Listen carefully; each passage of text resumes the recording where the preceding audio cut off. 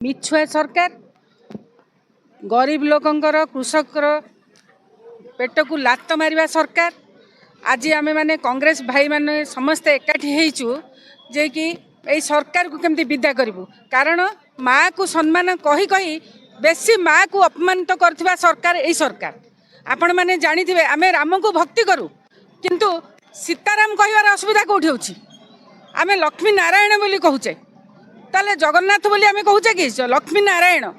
तेणु स्वयं जगन्नाथ तुलसी की धरिकी मुंडरे बुलुचंती। तेणु ये सरकार जो जय श्रीराम करुच्ची तेणु ये सब मिछुआ सरकार। राम पाखे भक्ति नहीं केवल ना नहीं करी चलई।